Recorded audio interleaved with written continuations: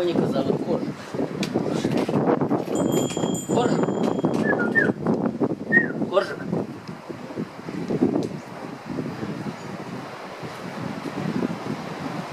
Yok, Gora yine. Gora o.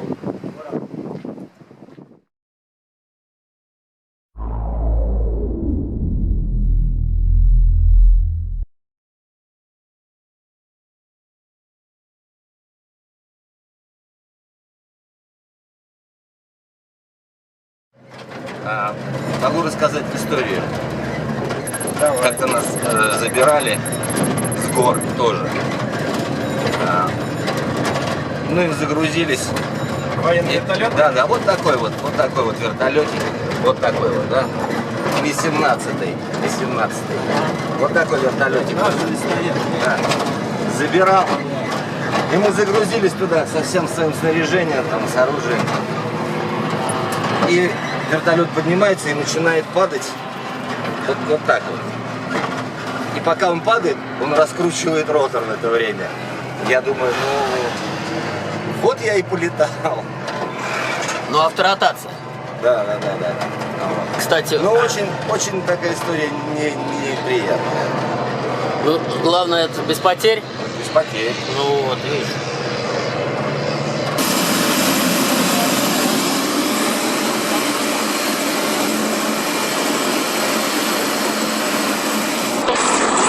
В долине Катманду дымка, но мы надеемся, что в Сулугуху будет погода. Вот, мы летим в Багдин. Это место можно добраться пешком, либо неделю пешком по земле, либо долететь до Луга. Но мы минуем Лугу в этот раз. Мы не будем заправляться в Луге, летим в Багдин напрямую. Мы набираем в 2 раза больше высоту. Катманду на 1300, а Багдин на 2600. Это хорошо с точки зрения акклиматизации, ну и вообще продаж.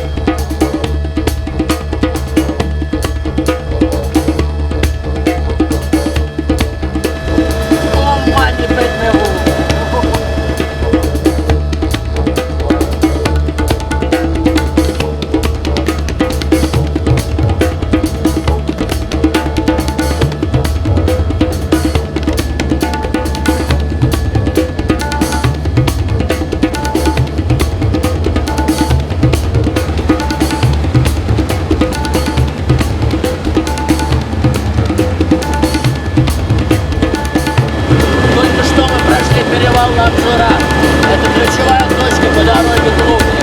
Лугу — единственный аэропорт в районе Эвереста.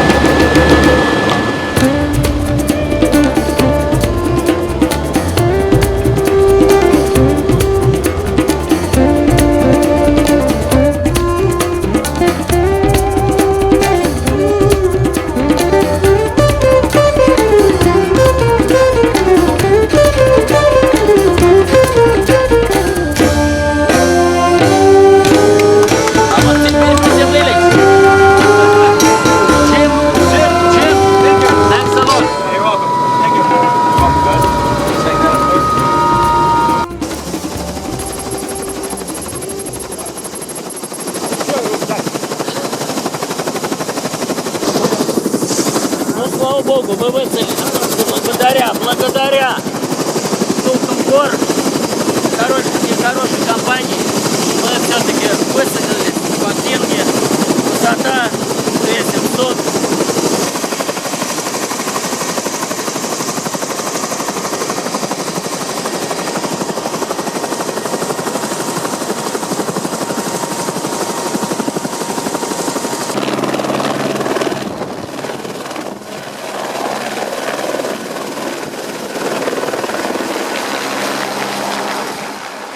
Не успели мы разгрузиться, как Еврокоптер взлетел, направляясь обратно в Катманду. Именно с этого места, из Багдинга, уже из высоких Гималаев, и началась по-настоящему экспедиция русского гималайского клуба к вершине Гокио-Ри.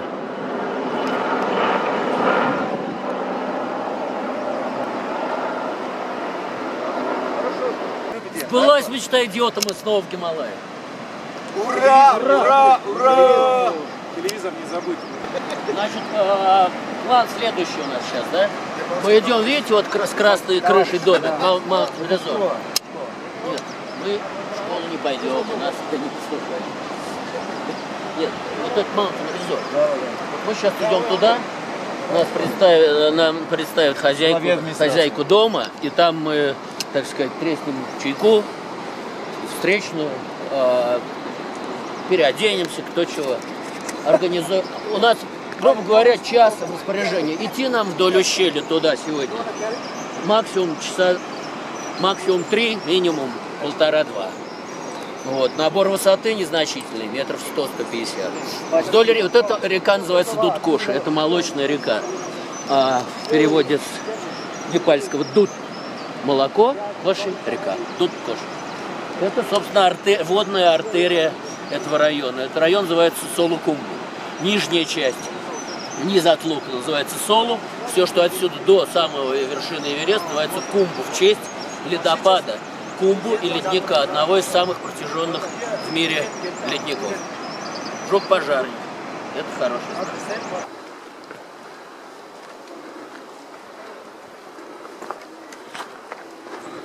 Сансей, Рамай, long time. Ну, это один из наших знакомцев. Ну, будут на пути встречаться люди. Сюда неопознанным явиться невозможно. Путь к вершине мира. Он был частично тоже разрушен апрельским землетрясением 15 года. Это вот оползень, типичный оползень, который сошел в реку Дудкошу во время землетрясения.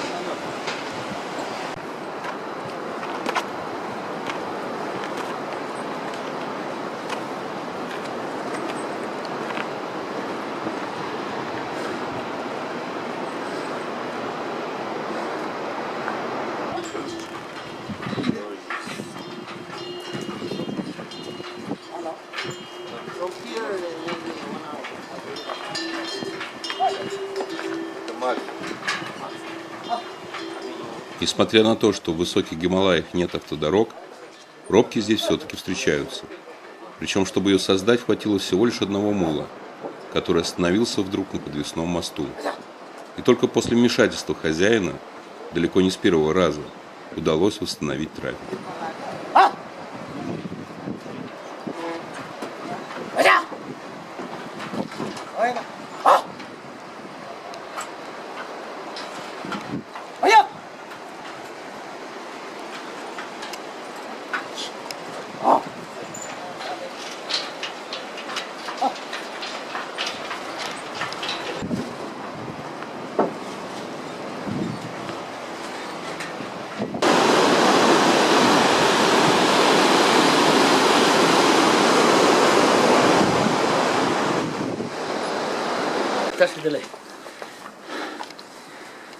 Это деревня Монджо.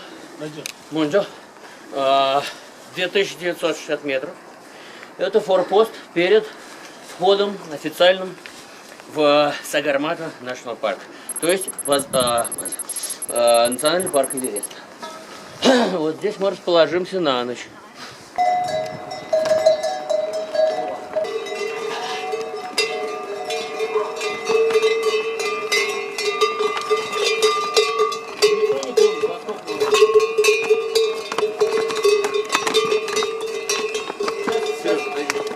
Ключевой момент маршрута. Мы официально входим в зону национального парка Эверест. Это граница селения Монджо. Куча плакатов. Вот здесь люди покупают разрешение или штампуют заранее полученное разрешение на вход в зону Эвереста. Над нами на холме монастырь. Монджоголпа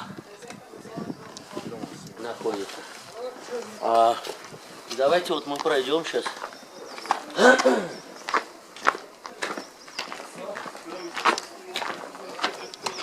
Ого, ташидали. Тангура. Тамборы. О, трекинг. Он ходил сейчас и через Пчелу перевал, и на Гойке, где мы, сказал, что погода чудная, что все хорошо, видно, что счастливые и довольные возвращаются с футбольного поля. Ная барса хо субакамна.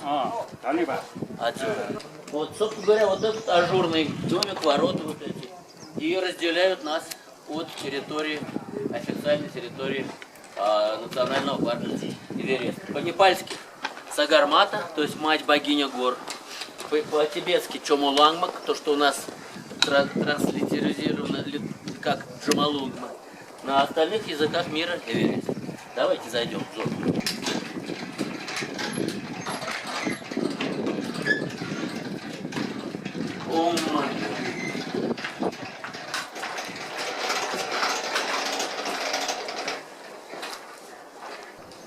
Вот, собственно говоря, в разъем вот этого ущелья нам сейчас предстоит идти. И потом зигзагом вверх вот на тот гребень. Собственно, вот этот нижний гребень, за ним находится чаша, где раскинулась столица шерпов, Намчи-Базар. И видна даже тропа, ведущая уже непосредственно к Эвересту. Вот кайма чуть ниже первого гребня, вот видна даже белая ступа на этой тропе. И над всем этим величественно возвышается Кумби-Юла.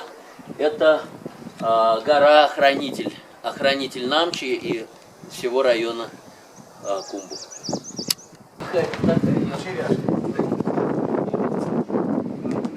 Это вот коника зовут Коржик. Коржик? Коржик?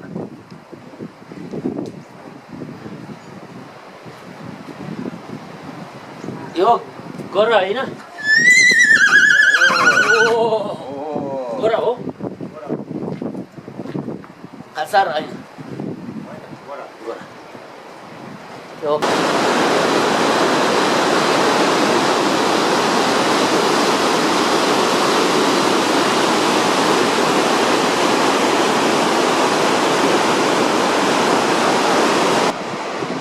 Я надеюсь, что шум молочной реки Дудкоши не перебивает звук.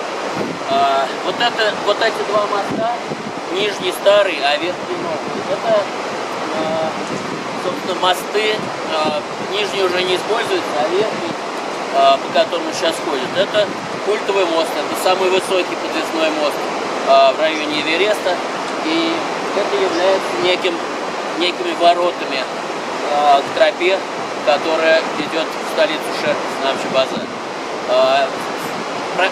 Первый мост подвесили швейцарцы в 70-х годах. До этого использовались совсем из подручных, можно сказать, средств. Внизу были деревянные мостики, местные люди делали, весьма шаткие. Когда мы перейдем этот мост и пройдем первый сектор, ну, может быть, около получаса. Вот при такой погоде, как сейчас, а это идеальная погода, узким сектором вдоль ущелья перпендикулярного будет виден Эверест.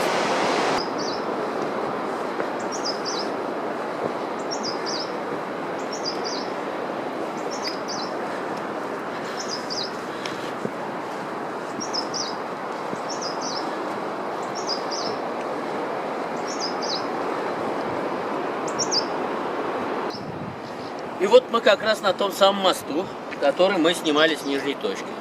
Сейчас мы его будем переходить. Обратите внимание на альтиметр. Мы пересекли 3-километровую отметку над уровнем моря.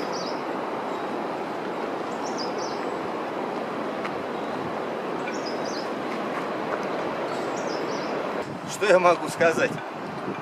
За этим мостиком начинается подъем до Намчи-Базара. Я здесь не первый раз, но он меня всегда выстегивал. Все время какие-то я испытываю на нем затруднения.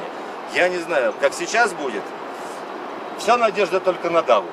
Да? Да. Дава Джайос, Jai Ho. Калюпте Сапай. Russia, Nepal, Bhai, Bhai. Среди моста здесь всегда ветер, он обрамлен катами и лундар, ветряными лошадками, священными буддийскими флагами. И точно наверх по руслу Дудкоша мы видим красавицу Пик Таучи. Это уже соседка Эвереста, очень крутая техническая вершина.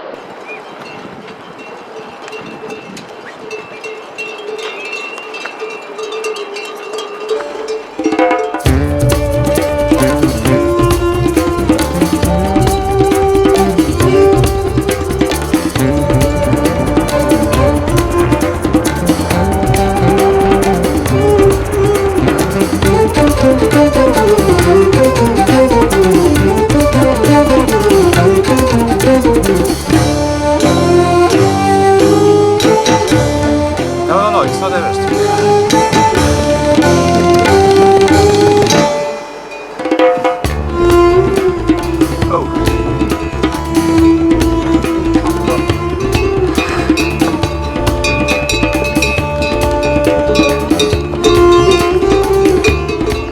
Это Цопке.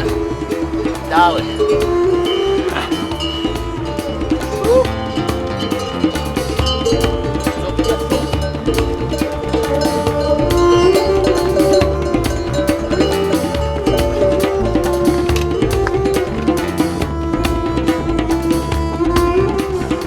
По биссектрисе прям мы видим очень красивую вершину.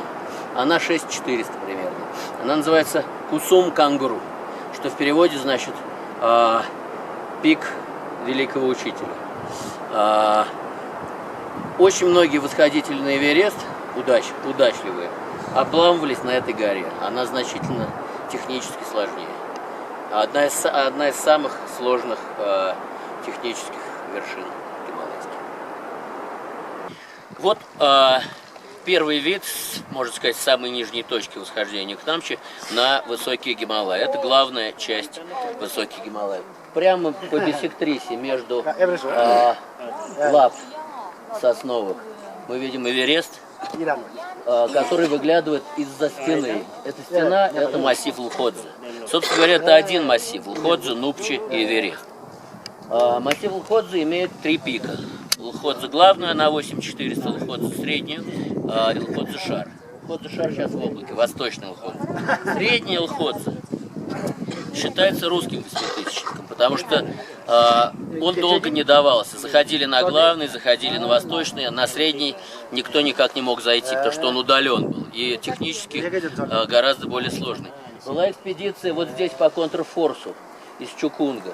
Многие предпринимали попытки, многие погибли. Например, могила польского великого альпиниста Йозефа Кукучки находится там у подножия. Наш МЧСник, альпинист Бондарев тоже погиб там, Царствие Небесное.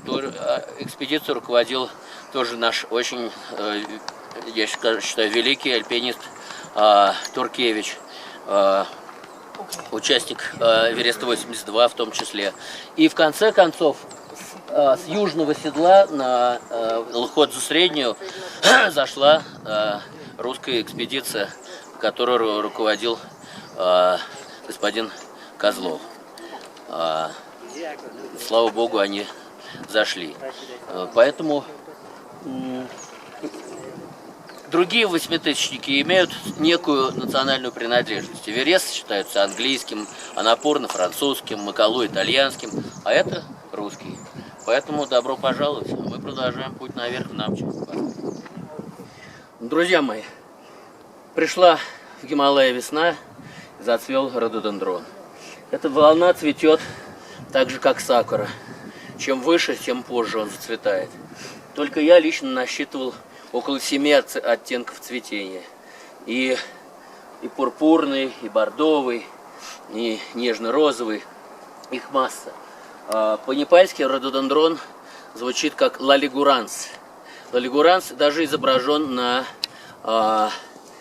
гербе страны. Это национальное растение Непала. дети в южных землях и в нижних землях иногда пытаются за какие-то копеечки там продать его туристам. Вот. И, я тут вспомнил, что как-то две девушки идут, значит, с этими цветами, и я им говорю: а что это у вас в руках? И ответ от них поступил такой: This is national love, sir. Indian Army? Здесь постоянно происходят удивительные встречи. Например, вот эти с виду гражданские парни – индийские горные стрелки, тренирующиеся в этой части Гималая. А для всех остальных, цивильных трекеров, висит грозная табличка напоминания «Высота убивает» с советами, как не допустить возникновения горной болезни или горняшки, если по-простому. Например, не рекомендуется за один день набирать более 600 метров высоты. Ташидале, Кяпула, Джорле, Ланзита Тамам, Бабу Канам, Дорджи, Дорджи Тамам, Дорджи Тамам, Нима Дорджи, Боте. Ташидале. Мы сменили непальский язык на тибетский, а шерпский язык – это диалект тибетского языка. Итак, мы в столице шерпов, поселение Намчи-Базар. Оно, конечно, за несколько последних лет очень здорово расстроилось, выросло, изменилось, где-то похорошело. Что можно сказать, что Намчи примечательно еще тем, что это узловой перевалочный пункт, это такой хаб. Потому что все пути в районе Эвереста, они перекрещиваются по итогу здесь. В ту сторону кочевые тибетцы гонят яков через перевал Нангпала в Тибет. А дешевый китайский скарб они продают вот здесь на кочевом рынке. Каждую субботу утром здесь замечательный колоритный базар, свидетелями которого мы завтра и станем. Поэтому и селение называется Намча-Базар. Намча само по себе, антология слова, происходит от слова «нам», что по-тибетски значит «небо», и «чи» — это селение, то есть это небесное селение, или поднебесное. Добро пожаловать в Намчи. Первый раз мне довелось здесь быть с моими друзьями 10 лет назад. Я вижу колоссальные изменения. Действительно, столичный город расстроился, все так изменилось. Я очень рад, что я